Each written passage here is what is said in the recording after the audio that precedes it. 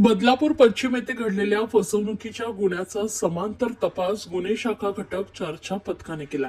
तपासादरम्यान पोलिसांना मिळालेल्या गोपनीय माहितीनुसार मुंबई परिसरातील काही इसम ठाणे आयुक्तालयाच्या हद्दीत अशा स्वरूपाचे गुन्हे करत असल्याचं उघड झालंय।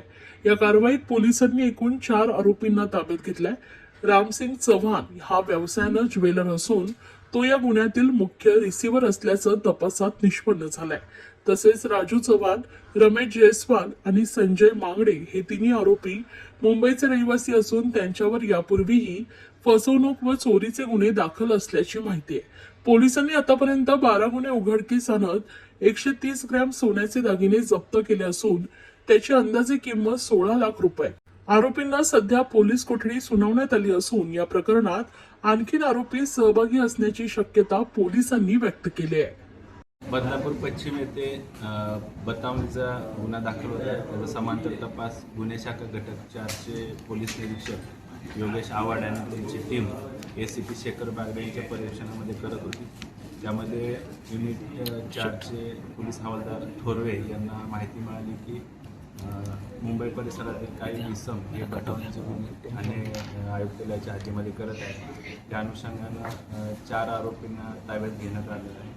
सध्या पोलीस कस्टडीमध्ये रामसिंग चव्हाण हा राहणारा वडाळा मुंबईचा ज्वेलर्स आहे। तो सध्या पोलीस कोठडीमध्ये आहे। त्याची पोलीस कोठडी आजपर्यंत आहे। या गुन्ह्याच्या तपासामध्ये गुन्हे शाखा घटक 4ने अद्यापपर्यंत एकूण 12 गुन्हे उघडकीस आणलेले आहेत, ज्यामध्ये 130 ग्रॅम सोन्याचे दागिने ज्याची किंमत अंदाजे 16 लाख रुपये इतकी आहे। इतका मुद्देमाल जप्त करण्यात आलेला आहे। 3 आरोपी हे न्यायालयीन कोठडीमध्ये आहेत। सर, आरोपीचं बॅकग्राऊंड काय होतं?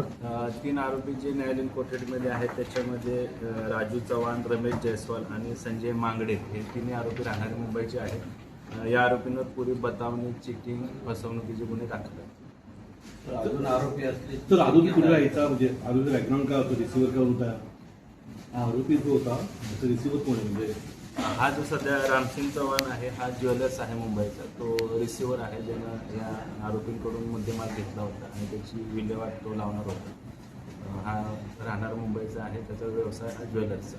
किती दिवस आरोपी असल्याची शक्यता आहे. तपास सुरू आहे। अजून आरोपी असतील। किती दिवसाची पोलीस कोठडी? आजपर्यंत त्याची पोलीस कोठडी आहे। तर एकंदरीत रामसिंगने किती मुद्देमाल घेतला आणि किती विल्हेवाट? आता आपल्या तपासामध्ये 130 ग्रॅमचा मुद्देमाल जप्त केला, ज्याची किंमत 16 लाख रुपये। ओके, हिंदी